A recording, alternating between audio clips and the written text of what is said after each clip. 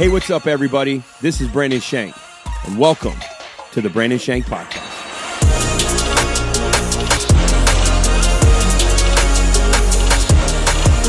What's up, everybody? Welcome to the Brandon Shank Podcast. Can you see my greenery yet?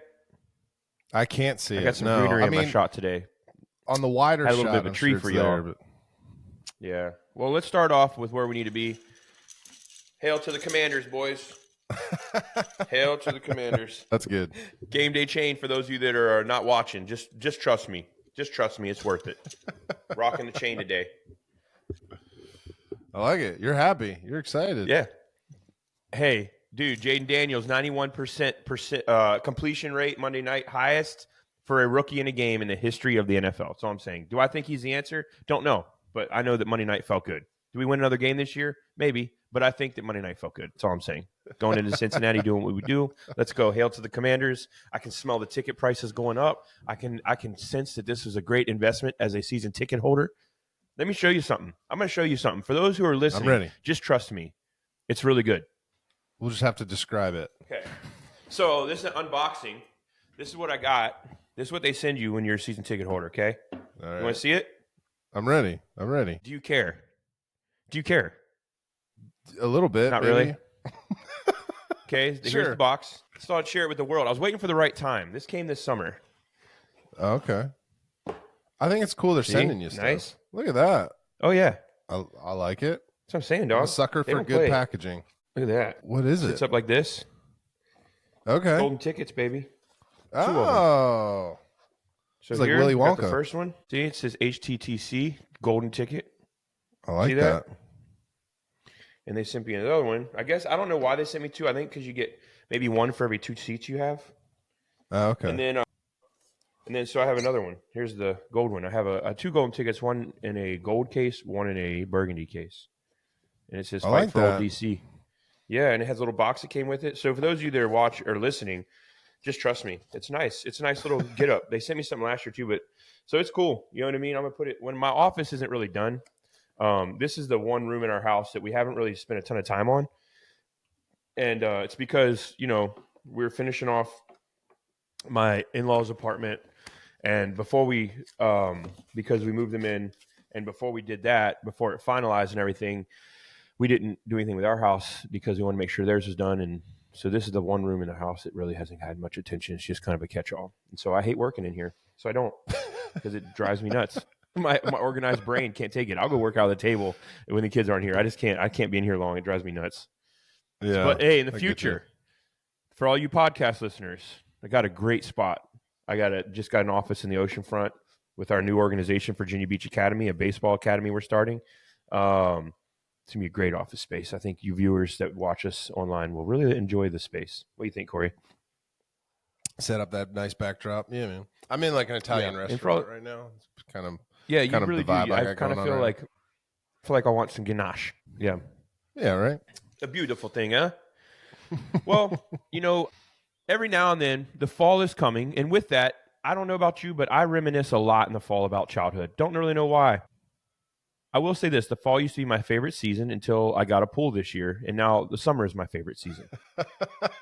You turn on a little music, jump in the pool, favorite time of year. No question. Give me a grill and a pool any day over the beach. I love the beach, but give me a grill and a pool, That'll do it. With that being said, Schwann's. Did you ever have a Schwann's truck at your house growing up? I absolutely did. Yes. What was your favorite, for all of you listening, please do me a favor and let me know your favorite thing off that truck. I know we got a lot of Oakland listeners on here, and Oakland, you know that Schwann's was the thing because we had to go 45 minutes for anything other than grocery stores. And so Schwann's truck brought it home. I know my favorite thing. What is your favorite thing off that truck? I just remember, there's a lot of things, obviously, but I just vividly remember the push pops. So the little push pop things that you'd push them up from the bottom. Yeah, that's my vivid memory of the Schwann truck. It's like, Mom, can we get push pops? So it's great. It's great. You know what I loved off the Schwann's truck? What? The root beer float pops. The popsicles, root beers. Okay. With the vanilla ice cream in the middle of them. Yeah. You ever had those? Maybe. I don't know. You don't like root beer, the do you? biggest. I'm not the biggest root beer float guy. Like, I love root beer and I love ice cream. Sad. I know, I'm weird. The pops were cool though, because it was like the root beer flavored icy with the vanilla in the inside. Oh yeah. So it was delicious, and they had good wings. They did. Yeah, I remember those too. Yeah. We used to eat those all the time, man. My mom and dad would crush the Schwann's truck, man. So our Schwann's driver, his name was Eric. Eric one time rolled up to my house. Great guy. It's so crazy to me that you know his name. Well, that's I do know his name. I do know his name. He was a good guy. Well, I saw him every other week. Great dude. He would come in and sit down and talk to my parents for an hour. Wow. Every time he would come in and sit. We did. Deliveries? He would come in and sit down and sit at the table and talk to my dad for 30 to 45 minutes, sometimes an hour. Just hang out with him. That's wild. That's how I knew Eric. He was like a part of the family. And one time Eric's like, hey, Brandon, can you come outside and help me with some of the stuff carried in? And, they never ask you that. But I was like, oh, sure. So I went outside. The man had made like 6 snowballs in his Schwann's truck. And he started pelting me with them. Eric was a good dude, man. Shout out to Eric. Schwann's, it's been real. We love you. Have a good one. Well, you know what I want to do for all of our listeners out there? A lot of you have kids. Some of you are kids at heart, but you're too old to trick or treat. But let me tell you a little something. I want to give you some advice coming into October. I know we're a month out, but yesterday I saw my first indicator that fall is upon us. There was a hay bale as I left my house that was painted like a pumpkin that was smiling at me. And I knew right then, fall is upon us, right? So I want to go ahead and give you some advice right now that'll probably help you through this trick-or-treat season that's coming up in a little over a month. Number one, in Virginia Beach, now I don't know this is everywhere, but in a lot of places, but in Virginia Beach, I want to help you steer clear of getting put in jail this holiday season. It's a class 4 misdemeanor if you trick-or-treat after 8 p.m. So little Johnny, he's cute. He's got his Batman costume. He's 4 years old. He's in preschool. Can't wait to go to kindergarten. But if he's out at 8:15, guess what? You're going to jail. Popos are coming, and you might get a misdemeanor. Since when? It's a real rule, Corey. Don't argue with me. It's there. It's in writing. The second rule: if you're in 7th grade or over 12 years of age, guess what? You're going to jail. It's a class 4 misdemeanor. So, hey, there's your holiday tips this year. Don't go out if you're over 12 or in 7th grade, and make sure little Johnny is not out at 8:01 or the popos are coming and you're going down. I just thought I'd share that with you. It's online. It can be written. It can be read. It is a real thing. Apparently, Virginia Beach has had a lot of issues with 8:01 trick-or-treaters and a lot of 13-year-olds that are doing some damage because they're all going to jail. So the jailhouse on trick-or-treating on the 31st of October is probably packed with adolescents. Just saying. That's what I got for you today. That's wild to me. That's crazy. Dude. I mean, it was right beside right after the trick-or-treating rules, right beside it was the laws about flying planes that aren't yours or something. My wife was telling me about it. I read it. I saw it from my very own eyes. I was like, wow. I don't know how, sometimes when you read certain things, you wonder, are we really living in a free country? When there's laws about how you can trick or treat, can you guys really step back for a minute and help me understand? Land of the free, right? Come on, man. I mean, I get it. There's punk kids that go out and ruin trick or treat for everybody. They put all the candy in their bag when somebody's not home and they leave a bucket. I get it. But a misdemeanor? I mean, what happened? That somebody brought this into law. That after 8, it's a misdemeanor. Now, I get it. They might have had a bunch of kids going out at 10. They're like, hey, well, I can just threaten them not to do it. And so we have to create something to where they can actually get in trouble. I get all that. But for real, I mean, we got laws for everything. And I understand you need law, you need code to help us guide us morally. I get all of it. But, man, where does common sense come into play? You have a law about trick-or-treating. It's baffling. And then people think, well, I mean, it's just this system is so upside down, man. It's like, come on, man. Like, really? It's crazy to me. I understand why you have it. You probably have these kids going crazy, and you're like, man, we got to make a law. Or these kids, there's no repercussion if they're out at 10 o'clock banging on doors. But I don't know, man. Where's your parents? That's my question. Maybe they're not around. That's part of the mystery of Halloween is like, I don't know. My house no more mystery. You're going to jail. My house might get toilet papered tonight.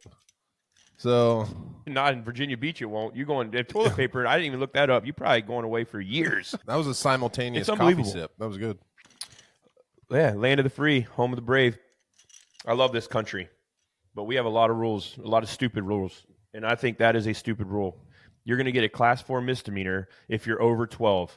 So if you have a 17-year-old show up to your house and they say trick or treat, I'm calling the cops. It doesn't make any sense. Like, come on. Really? I mean, what HOA in Virginia Beach was that mad that they're going to throw down? Now, I'm sure some of y'all have stories, legit stories about kids that were awful. I get it. But a misdemeanor, be like, hey, man, I really want to hire you for this job, but I see you had a misdemeanor. Trick or treat when I was 13. So wild. It's like part of me still doesn't believe you, but then you Google search it and it's real. Like, am I right? So yes or no? crazy. That's all I need to know. You're 110% right. It's a sad reality right now here on the Brandon Shank Podcast. Holy cow. Just saying. So yeah, like my son has this is his last year trick-or-treating legally. It better be, or he's going to jail. It ain't a choice, Corey. It is his last year. He is going to jail. It doesn't help that your son looks like he's 15. He may not even get candy from some of these houses. Yeah, that's true. You got a 6'1" sixth grader asking for candy. They're going to think he's a fraud. And your other son looks like he's 13. So you might not get any candy this year. You got kids that are over 6 foot that are in 3rd grade, 4th grade, 5th grade. Yeah. I'm condemning myself because we're absolutely out past 8 o'clock. No, Aiden's in 3rd grade. Oh, yeah. Aiden's in 3rd. Yeah, Aiden looks like he's about in 7th. Yeah. So that's what I'm saying. You might not get any candy this year. People get hot on this podcast and start looking at these laws. You're in trouble. You're in trouble. Man. Nice to know you, Corey. All right. Goodness. Whoops. So, yeah, my oldest can't go. He's like, I'm just going to jump out and scare people. I'm like, and you're going to jail. It's the laws are for people like you. No, that's part of the fun. Whatever happened to good old community? I know, right? Yeah. That's what I'm trying to say. Whatever happened to good old community? Whatever good old community. This is a community event. We don't need to put nobody in jail. Come on. Listen, I walk around my entire There is the extreme cases. I get it. Do what? I was about to say, I walk around. There's absolutely sorry, people. There's a lag introduced here for sure. But I said I walk around my entire neighborhood dressed as Michael Myers. I mean, that's scaring people. So I definitely might get arrested. I like it.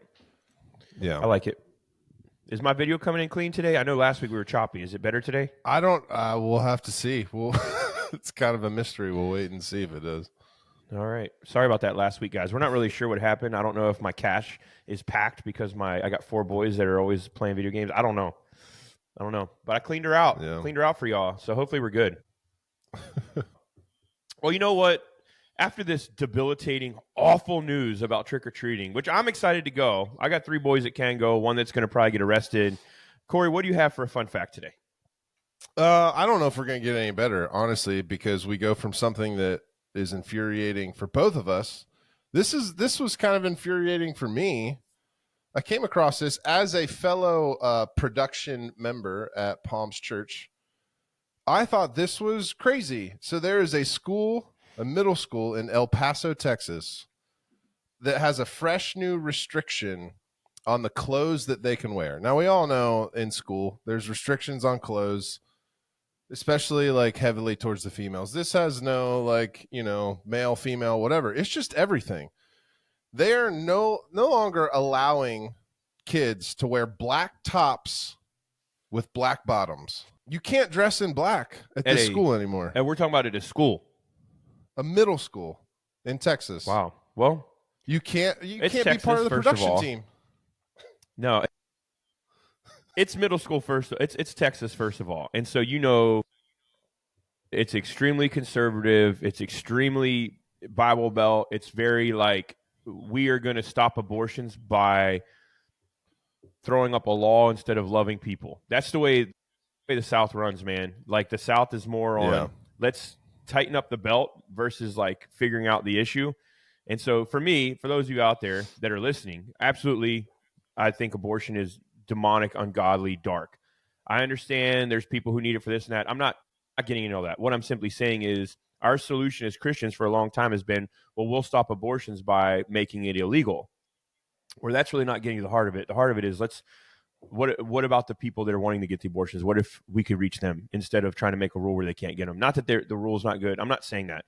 But I'm saying you get into the South, and a lot of those states are very much on let's throw down hard rules to not let people do things. And I think there's a very big legalistic side.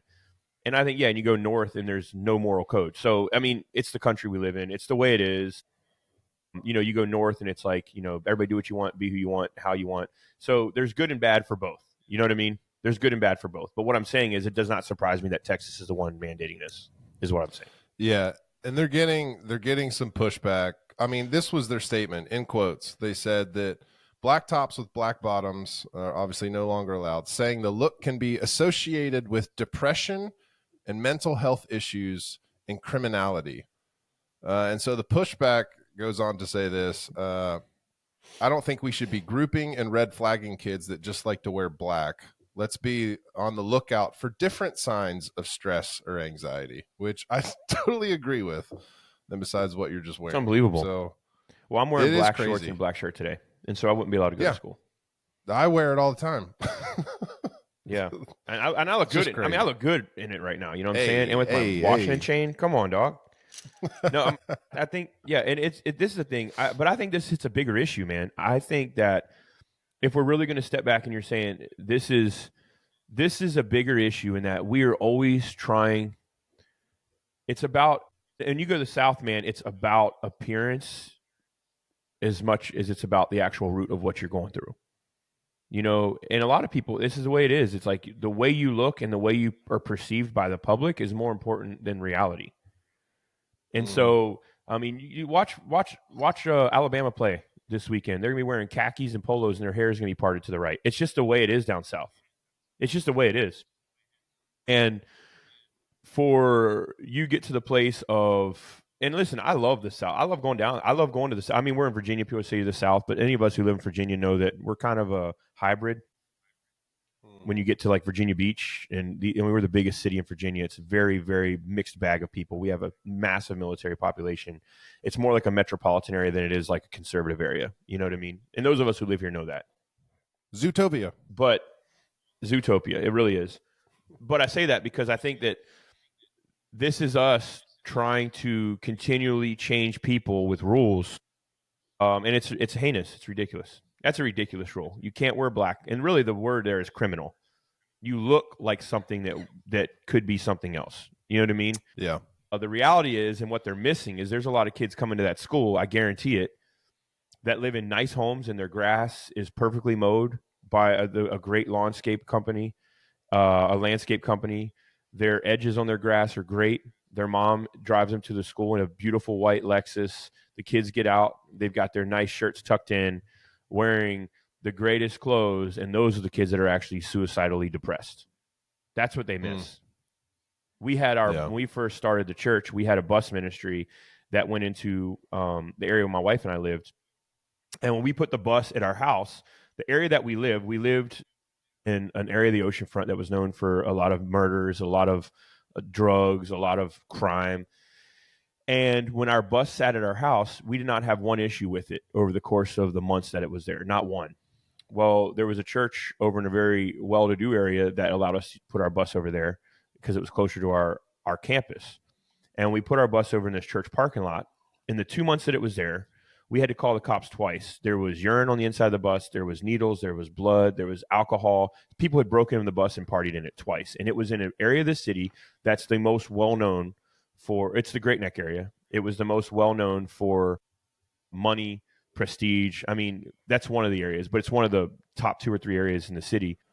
And it was surrounded by these multi-million-dollar homes. Now, was it those kids? We don't know. But there's not really there's not that drugs and crime and homeless issues over there that we had where I lived. But yeah, it didn't get touched. And so the cop came one day and he said, man, no, he said, this is going on. We have a lot of problems with like teens, especially here, doing a lot of drugs and all this stuff. And this is a cop telling us this. And he said, where'd you sit it before? And I told him, and he said, and it never got messed with over in that address. I said, no. He said, you must know somebody. I said, well, they're neighbors. I mean, they're not awful people just because they struggle with these things. And he understood that. He wasn't insinuating that. But my point is, this is how we stereotype. You would never think that when you put your bus and you park your church bus over in this particular area, you'd think that's the safest place in the city because of the income and because of the just how well known a lot of these people are. But it was awful being over there. I mean, our bus got destroyed twice in 2 months with just stuff. I mean, who wants to pick up syringes and blood on the seats? You know what I'm saying? Mm-hmm. So I think it's just that's the problem, is that we're saying you can't wear this, but like they don't realize it's the kids in the khakis and polos that are probably as much as anybody struggling. You know what I'm saying? Yeah. Well, they're missing it. You already said it. It's such an appearance thing where it's like, well, we don't want the appearance of this, as if wearing khakis to school is going to fix any mental health issue like that. Like there's no logic to it whatsoever. It's just literally, None. Well, we don't want people to look like this. And well, guess what you're doing? You're making the mental health issues worse by just bearing down on people rather than trying to help them. Well, let me ask you this. How many people that take their lives that you've known or that you've heard of, whether it be a celebrity or somebody in the media, how many people have done that and you've thought, I could kind of always see it? Because you can see on people, like if they're depressed or if they've been outwardly spoken about it, and you can tell like they're always walking through some type of depression or anxiety, right? Yeah. You can't always tell, but sometimes it's not a huge surprise when you're like, that person committed suicide. It's a horrible thing to say, but everybody listening knows exactly what I'm talking about. When you're like, man, they really struggled. But then how many times, the majority of the time when you hear somebody took their life, you're like, oh my gosh, I never in a million years would have thought that. Yeah, for sure. Yeah. So I think that's my point. Is it awful? Yeah. Do I look at people and say, oh, I could see them committing suicide? No, but I'm saying you can tell when people are walking through things, and if you're around them, or if they're a celebrity, or if they're in the media and they're constantly, doing reports on this person, whenever they do finally something happens, you're like, oh gosh, it's so sad. I wish they would have held on. I wish there was something I wish they would have gotten help, or I wish that, or even if they did get help, I wish they would have, something would have changed in them. But then there's those people who you're like, I never would have thought that this person would have taken their life. And I don't want to pinpoint and start name dropping, but my point is, I think for all of us, we can say that's true. Like, there are some people you can see they're depressed. They've talked about depression, or they live like they're depressed. And you're like, man, I just pray for them. I hope that they find something that can soothe that. I hope the Lord, really, they just give him that opportunity to start a healing process. And then there's other people that you just aren't surprised, or you are absolutely taken back, because you're like, wow, that person was prolific. That person had a big reputation. That person had done amazing things. That person had a ton of wealth, whatever it may be. You know what I mean? Mm-hmm. Absolutely. So that's sad. It's a sad rule. And, maybe there's a backstory we don't know, but I can't imagine one that changes the way I feel about it. No. And I'm not here just to shout my opinion. I think the bigger issue is, it's like, how is that not stereotyping? How is that not discrimination? You're like, well, it's something you wear. Yeah, it's a choice, but you let kid go to school dressed like a cat because they're a furry, but you won't let a kid go wearing all black. Yeah. Yeah. You know what I'm saying? Like, I mean, that's what they call them, furries. I don't know if that's a slang term, if that's an inappropriate term. I just know that's what I've heard. That's what they're called. Well, hey, let's go to You Asked For It. What were you saying? Say, today's podcast is just no fun. Don't blame me. No fun. You asked for it. Well, it is official. They are making Gladiator 2. Did you know that? I've known. Yeah. Have you seen the trailer? No, I have not. Pretty good? Pretty good? Yeah. Yeah. All right. Well, good. So I'm curious. You and I have had some conversation about this, but I figured let's go into, for You Asked For It, let's go into a little bit of a movie sequel here. Let's massage this thing for you. I'm ready. What are your 3 favorite actors and or actresses? You get 3. And I know that, listen, it's not hard to name your favorites, but it is hard to narrow it down to 3. So we both know that when you say 3, you might actually have 9. But what are your 3? If you're like, these 3 are guys that are just elite to me, or girls, women, men, whatever, what do you got here? Man, this is really tough. How about I'll give one and then you give one? Yeah, okay, we can do that. All right, and these are not in any order for me. I would say, and now let me be clear. The definition of actor and actress could be different for all people. Like, I'm not talking about somebody like, you may say Leonardo DiCaprio, but Leonardo DiCaprio, he can act and he can just do anything anywhere. That's a great actor, I get it. But so the actors or actresses we name may not be somebody who can do comedy and hardcore. Like it's not like they can't do everything, but they can just do well at what they do. Because I think every actor really does have a niche. Every actress has like a sweet spot. So I'm just going to put that out there. But I would say for me, one would be Mark Wahlberg. Okay. yeah. I just know these lists are just gonna be so different. I really like, so I don't know why, I don't know, I like the movies that he's in. I think he's really good, probably because I'm also a big Alien franchise guy, and in some of the more recent movies he plays an android, and I think he does it really, really well. He's so Michael Fassbender would be one I like. He plays an android. Is that a cell phone? Yeah, he plays a robot, like a robot. Okay. Like a synthetic human. Yeah. Okay.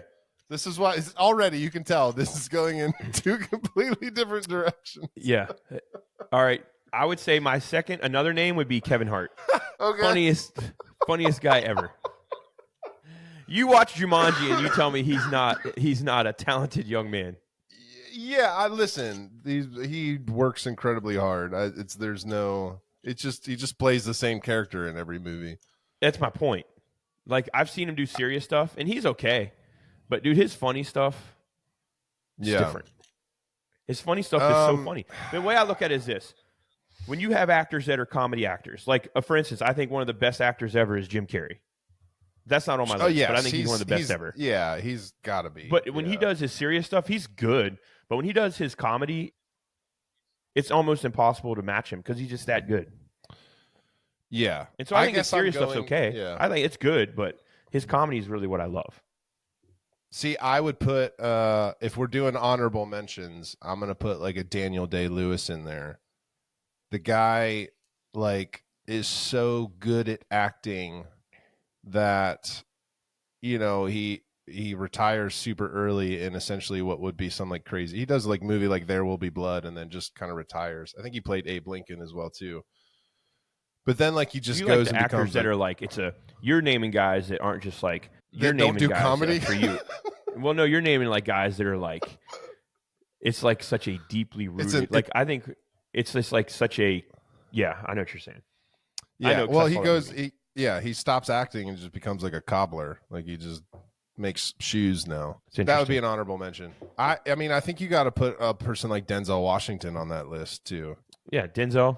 Not as an honorable mention, just as like a. No, he's like phenomenal. I could put on any one of his movies and be like, yeah, I'm there. I'm here. This is not an exhaustive list. This is just, like I said, I could name 9 or 10 that I think are all elite in my book. This is not exhaustive. Yeah. This is just my problem is like how I don't know how to pick my favorite. That's my problem. Like I don't. Well, give me one more. You gave me 2. Give me one more.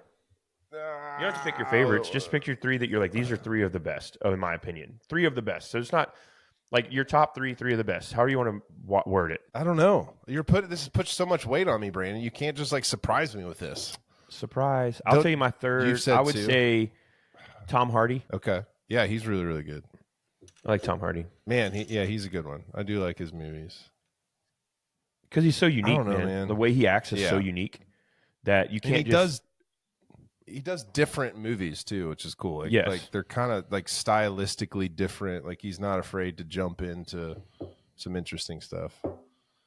You're going to make me pick. See, what problem is in your mind, you're like, dude, it's just another actor, actress. Just pick one. In my mind, I'm putting so much weight on it as like, it has to be the best one. No, I don't think of it like that. I just think of it as like, I think you're probably overthinking it. Just think of 3 people you really like, because it's not a wrong answer. It's not like you're leaving somebody out to add somebody. It's just you're giving recognition to somebody. Yeah. Okay. I'm going to say Robin Williams was fantastic, but I'm also going to throw in Michael J. Fox. Oh, that's a good one. So you gave 2 honorable mentions then. And I had to throw some comedies in there just to compete with your comedy ones. So yeah, I mean, really, my comedy. Mark Wahlberg isn't really a comedian, but he does funny stuff. Like, yes, honestly, yeah. I mean, it's hard to not to. I don't agree with all the movies these actors are in, but like, it's honestly hard for me to not think of like a Will Ferrell as an honorable mention. The dude's hilarious. Sure, I hate Elf. I'm gonna tell y'all now. That's not a favorite movie of mine. I can't stand it. It makes me uncomfortable. I feel bad for him. He's a grown man. It's weird. But yeah, I agree with you. And I don't love him as an actor necessarily. Well, I don't not actually I do. I think his comedies when he's clean. I'll tell you this, like Daddy's Home, those movies, they're hilarious. Like I laugh out loud at those movies. Right? Yeah. But yeah, so I agree. Some of them aren't appropriate. Like my kids can't watch them, but some of it's really funny. So, Yeah. All right. Well, in the news, man, I want to talk about something that everybody's probably thinking about, but it's like our entire childhood. Again, this is like a childhood recap day. We got the fall. We got Schwann's trucks closing down. The Commanders are back in action, which is nothing like I've ever known in my life, unless I was in elementary school because we won Super Bowls. But Sean Diddy Combs is in trouble. I mean, we've known this for yes, a he year. is. The man is in trouble. He's been locked up. The feds got him in charges of sex trafficking, racketeering, prostitution. These are not light charges in which he will not get off. And then there's a lot of controversy. Just recently, Usher and Pink both stripped their Twitter accounts, and so there's been a lot of people. And I am not indicting Usher or Pink. I am not saying a thing about them. I am not saying they were a part of it. This is just the media being the media. It could have been just a coincidence. But the white parties that Diddy used to throw, which was everybody would wear white, so that way it would kind of dumb down all the identities. So it would just be like, hey, you're just a person. We're not trying to come flashy. Everybody wears white. These things were epic to a lot of people. And I don't mean epic in a good way. Kim Kardashian said that these parties, that one of them she was at, that half people weren't wearing clothes. And so there is so much you can read about this. I'm not going to get into it in the podcast. Some of it I don't really feel like talking about. It makes me uncomfortable to even read. And I really don't want to go that deep. I just want to say it's incredible. Where is people's morals compass is my first thing. There's a video of like Justin Bieber with Diddy, and he was 15, and Bieber was like, yeah, let's go get some girls. And or Diddy's like, yeah, my man. And I'm thinking, if that came out today, this kid was 15 when he said it. You got an adult saying, yeah, my man. Well, what girls is he getting at 15? Like, who are you going to get? People over 18? And if you're not, and you're getting girls under 18, what kind of person are you? You know what I'm saying? Like it was so disturbing when I saw that. And I'm thinking, Justin, where is his parents? Like his parents, there's not a chance that my wife or I would let my 15-year-old, I don't care how famous he was, go with an adult. And he's saying, I want some girls. Like, yeah, man, take him for the weekend. You know what I'm saying? Like, yeah. It's amazing. There's such a dark hole in Hollywood and in all of this stuff. Like, I think if people like us that weren't in those circles, because there's videos like Leonardo DiCaprio, pictures of him at the white parties, and I'm not indicting any of these people, by the way, just for reference. I'm just saying these are the people that had been there, I guess. There was rumors that Ben Affleck was divorcing J-Lo because of videos that came out with her and Diddy. And this is all rumors, guys. This is gossip. This is not godly. I am not saying at all that this stuff is representing truth. What I'm saying is there's so many rumors. The reality is they say these were massive Hollywood parties. Who knows? It's not illegal to be naked at a party, although it's absolutely disgusting to me that people are just running around naked and like, I don't understand. And then people wonder why we have all the mental health issues and all the alcoholism, all the drug use that we have in Hollywood. Like, people are hurt. They're looking for something. There's a huge need for a hand of God. And it's just one of the, and I'm not trying to throw down and be judgmental about it. I'm simply saying these parties, not the white parties, they say it did happen there, that there was like a white party general place, and there was like this secluded place where they'd have like prostitutes, and they would lace these prostitutes, these sex workers, they'd lace their champagne bottles with drugs so they could keep performing. I mean, there was just a dark hole that this thing goes down. They said he used to have these things called freak offs where he would bring in all these people, and there would be like days on days of just sexual stuff and drugs. And I mean, just, they have video. And so they're saying, the rumor is there's hundreds of people in Hollywood that could be in big trouble. I don't know what kind of shakeup it's going to be, but what I think is it's going to expose so much of that dark underworld of what Hollywood is to everybody else. You know what I mean? Yeah. I think that there's going to be a lot. And it's one of these things that I think in 10, 15, in 50 years, it's one of these things that I think has potential that in 50, 100 years, it'll be in a history book about how society changed following this. Because I think there could be a lot of staples of the entertainment industry that either A, go down, or B, their reputations are completely destroyed. Because when you start talking about sex trafficking, people have no grace for that. Mm-hmm. When you start talking about sexual sin, people have no grace for that. I'm a pastor. I know. Believe me. I know that I'm one mistake away from losing everything. It's very clear. I'm not talking, and I'm talking about, like, you might say, well, it's a fair. It doesn't matter. You do that as a pastor, it's over. Meaning, people, there's no a comeback from that. A lot of people don't care. They'll never trust you again. But then you start talking about, like, well, yeah, these celebrities and stuff, they might be having affairs, they might be sleeping around. But then you start about sex trafficking. People have no grace for that. Zero. And so I think we're getting ready to go down a very, very dark rabbit hole here. And I think that this thing has potential to be in the history books as something that changed maybe the entertainment industry forever. Because if it is as big as they're saying, and if these videos come out, I think it could completely turn the entertainment industry upside down on its head. That's my opinion. Because the more I read, the more I'm just, it's everybody, it's all these names that we think of, people that we listen to, people that I just don't see how it doesn't do that. You know what I mean? I don't have enough faith in our society to say, well, people are going to hold them accountable and people aren't going to listen to their stuff. No, I don't know if that's the right answer. Just like, well, they're done forever. I think if people are truly repentant, if it's something they did and it was illegal, well, let them serve their time and however they need to do it. But if they're truly sorry for it, we've all made mistakes when we were in our 20s. Now, not all of us did anything. Sex trafficking and prostitution was not a part of it. And I'm not saying some sins are better than others, but I am saying that, like, those are, when you're doing things illegal and you get caught, you need to do the time, whatever that is. Yeah.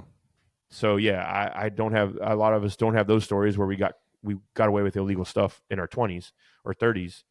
But I just think this has potential to really shake up Hollywood and shake up the world. I think this thing could literally shake up the entertainment industry. And I think some of the names, people are older, they're more mature. You did stupid stuff when you were high and drunk when you were a kid. Or younger, not a kid, but I get it.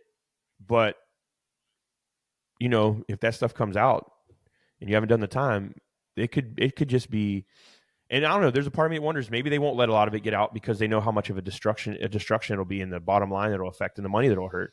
Maybe the government will keep it, maybe the FBI will keep some of it closed, because I do think there's probably a measurement of destruction that they're like, I don't know that this is going to help society if this much. I don't know how it works. I don't know how the legal system works. Yeah. I don't know how much trust I have in it. I don't know if I should, but this is just my thoughts. Well, you see stuff like this. You see stuff where it's like, we've had the Epstein whole thing and the Epstein Island and stuff, and the people that were potentially loosely connected to that. Now, again, I get that you have to have like hard evidence and stuff, but I just think it's funny how we have something like that. We see it and how it's attached to the political world and the kind of celebrity world.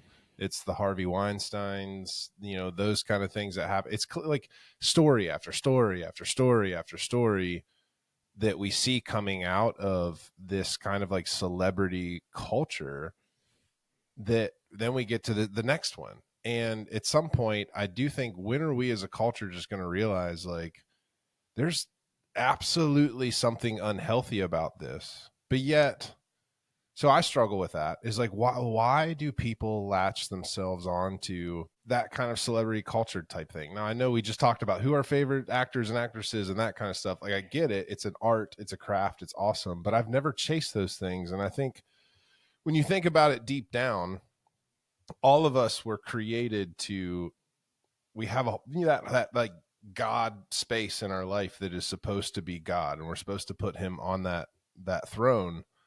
But when people don't have God, they put other things on that throne. And celebrity culture is absolutely an idol, like, for people. And like, they're people, man. They're sinful people. And I don't know, like, it's a tough one for me, as like you're saying, it's just like, could potentially bring the whole thing down, or it couldn't, because we've seen this happen before. And it's like, we just stop. I think they brush a lot of stuff.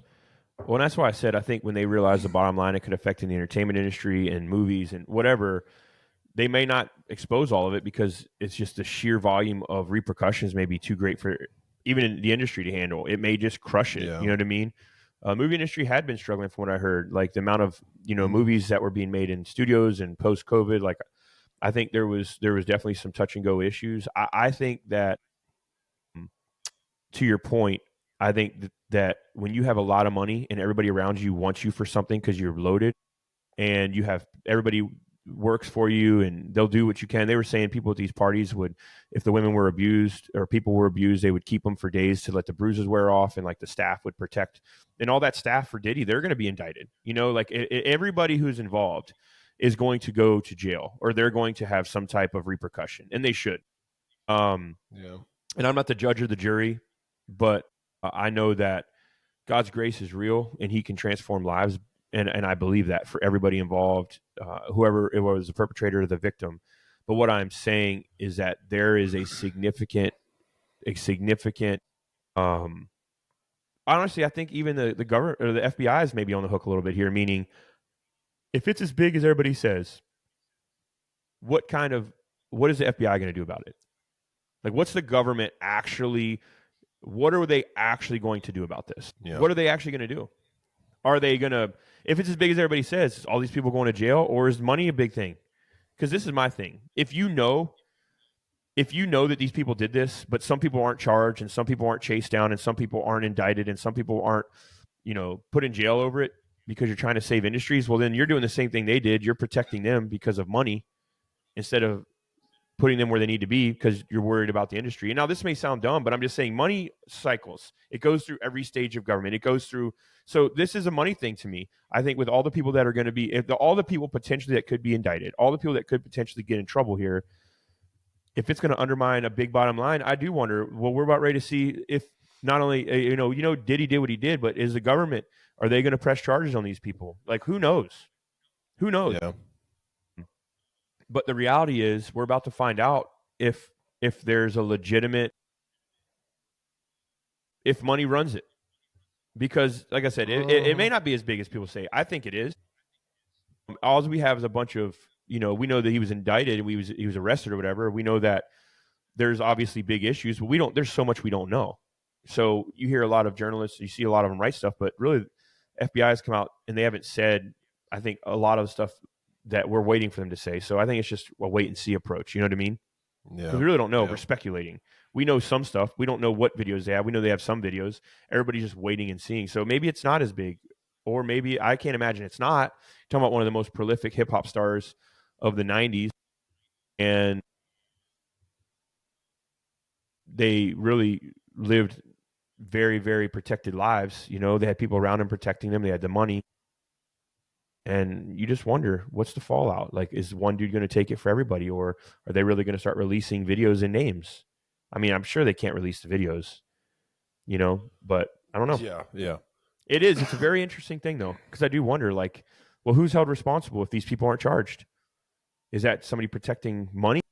Yeah. Or, like, who's responsible there? Exactly. It's interesting. So, 5 regrets that people had on their deathbeds. I read this a while ago and I was like, man, I want to share this because I think it's very interesting. I think we all get caught up in so many things. And I think even with what we're talking about with fame and money and fortune, some of these celebrities that were caught in that, they're now in their 50s. I'm sure they're looking back like, what were we doing? What in the world? Now, 20, 30 years later, what are we doing? And so I think it's interesting. And I think the top 5 regrets, when I read these, I'm like, man, I get it. And it takes all the fears in your life right now. I want you to think about them. I want you to think about your biggest potential frustrations. I want you to think about the thing that's stressing you out the most right now, whether it's money, making a payment to something, a family member, your health. Just think about all those things right now. And then the top 5 regrets people had on their deathbed was, 1, I didn't spend enough time with the people I love. Like, you don't have any more time. Imagine yourself laying there and you're breathing, maybe with the help of a machine, and you're cognizant, you know what's going on, but you know that you're slowly fading. And you know that you might have an hour or a day or 2 days or 3 days or a week, and you can't get any more time. Like, all of us live our life not knowing how much time we have left. And so you live casually. You live just enjoying the day sometimes. Other times you think you're going to have 50 years. But if you really sit back and you think about it, and you know that you only have a week left, what would you do in that week, right? What would that week look like? Well, you'd probably visit everybody you know. I would say you'd probably have everybody you know come see you, right? If you knew you're going to die in a week, everybody you knew would come visit you, I would think. Yeah. So 1, I didn't spend enough time with people I love. 2, I worked too much and missed out on life. 3, you let fear control your decisions and didn't take risks. Because at the end of your life, you're like, well, I'm gone now. What would it have mattered if I took that risk and I failed? Because you realize at the end of life that the whole fear of failure is a smokescreen to just not take risks. Like, what if I took that risk and failed? Well, that doesn't matter. I'd still be here. I just worked through it. 4, I wish I'd been braver in the face of uncertainty or opportunity. So when you're not sure, go for it, is what they're saying. Or have the courage to go for it. And then the last one is I focused too much on the future and I lost touch with the present. Those are very interesting. They're sad. I hope on my deathbed I really hope I don't have any fears or any regrets about, I hope I don't have any regrets. I hope that I can say, man, I always would like one more minute. Like, I can't imagine knowing I'm going to die, how much time I wish I could have left with my boys and my wife. Like, you're like, just for another day, because you just love them so much. Like, I can tell you on my deathbed, the saddest thing will be knowing, like, I'm never going to see my kids again on this side of heaven. Like that, that's tough. But Bible says we don't mourn like people who don't have God. So we're going to see him again, and we're going to be more alive than ever, right? But I think, I don't want to live with regrets. I want to be like, yeah, man, I lived poured out, completely abandoned to God, and I was faithful to him, and a lot of touch and go moments, but he was always there. And I loved my kids, and I gave them all that I had at the time. And sure, I made mistakes, but I put them first. You'll never hear a parent say, I wish I would have spent less time with my children. Never going to hear that. Yeah. So anyway, those I thought were really kind of touching. They make you think. And a bit sad. They do make you think. Because really it's all about spending time with people you love. And for me, that's why I love doing what I do. I love pastoring. You just get to run after God. You just chase God and try to get as many people to go there with you. There's things in life that could make you a lot of money and do a lot of things. And I think I respect them, but I know I'm called to ministry. And I know that if I looked at those things, I would feel very much like I would be like, man, I know I made an impact, but like doing what I do, I know I'm called to it, but I also know like the whole purpose in it is chasing people, getting them to see God and helping them discover hope in their life that they're looking for, that freedom. Yeah. And so I every day I know, I say everything we all do matters for eternity, but I love that feeling of knowing that this is what we do. You know what I mean? It's good. You would talk to me about a time in your life where you were like, you weren't in ministry and you're kind of between jobs and, it was proposed to you of like, well, have you thought about this or this? And you're like, no, I've never thought about anything but ministry. Like there's no other option. Yeah. I was like, I don't know anything else. Yeah. Well, it's like, because your heart is your heart and it's like what God's asked you to do. You know what I mean? For sure. All right. Well, I'm going to read a scripture to you. This is my final thought. In Numbers 32:23, it's a scripture that I hope encourages you, but it's a response. And it says, if you fail to keep your word, then you'll have sinned against the Lord, and you may be sure that your sin will find you out. And I think with all the stuff we talked about today, what it reminds me is in your life, there's such a power in repentance. There's such a power in the things that God wants to do in our life. And there's such a power in grace. We think of grace as just a free pass, but no, there's a power in grace. It relieves you of that shame and that guilt and that frustration, knowing that you've confessed it to the Lord and you've told him and he's working through it and he loves you. There's such a power in that. And the sins will find you out is such you reap what you sow. You sow things. It doesn't mean that, I got away with that. You may reap it in 30 years, discord in your family. And when your kids are little, they have to listen. But when they get older, there may be discord in your family, or you sow lies. And when and then in your marriage later on, you're having to uncover all these things that now these lies are compounded, and it's way worse because you've not only held them for a time, but now those lies, you've created lies to cover up lies. Like you reap what you sow, your sins will find you out. And the great thing about this is that when you sow good things, you reap good things. And the sins finding you out isn't God being a bully. It's the nature of the way life works. And I just want you today to know you have no reason to hide under the shadow of darkness. The Bible says, confess your sins. There is freedom in that. And when I think about all the things in my life, I used to fear so much that I was going to have something that was hidden that was going to be uncovered. Like I couldn't think of anything, but I always lived in this fear, especially being a pastor, of like, you're one mistake away from being deleted, by being completely canceled. And I realized but God never cancels me. God will never cancel me.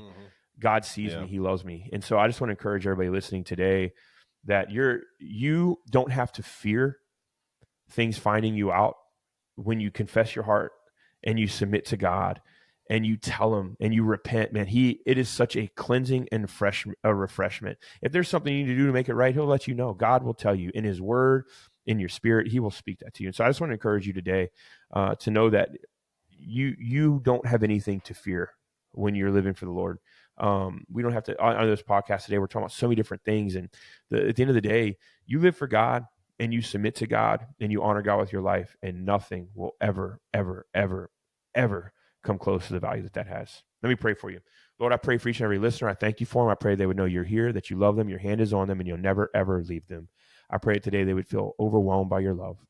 God, I pray that they would sense that you're with them, that your hand is on them. God, I ask right now for that person that is sitting in that coffee shop, that is staring into that cup of coffee, and it just feels like it's their life is spiraling out of control. I pray that your presence would surround them. I pray they would sense you, and they would sense that your hand is on them. God, I pray today for that mom who is really overwhelmed and she feels like she's not doing enough. I pray that she would today know that, God, you're proud of her, that she's not just a mom. She is a woman, a daughter of the King, and that you have plans for her to prosper and not to harm her, to give her hope in a future. God, I pray today for that family that's really struggling with direction, that feels like they know exactly what you want, but they just can't seem to put their finger on it, that they would know they don't have to figure it out, that, God, you're guiding them. And that, God, that transition feeling is needed in order to be moved. But, God, in the right time, you will move them. I pray today for that grandmother who is depressed, that's angry, that's overwhelmed. God, that feels like all is lost, that she will see today that, Father, nothing is lost in you. And God, today I pray for that parent that feels like they failed their child, that they would sense that, God, you are never, ever, ever going to leave them, just like you won't leave their child.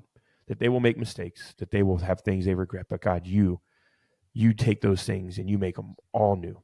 Lord, we just thank you in advance for all that you're doing, all that you're going to do in the way that you love us. I pray for each listener. I pray for each family. I pray for each man and woman. I pray that they would see today that, God, you are faithful and that you are good and that you go before us. We love you. Thank you so much for all that you are. And everybody said, amen. Hey, as always, we'll see you this weekend, Palms Church, 9:30 online and in person. I can't wait. It's our last week of our miracle series. I'll see you then.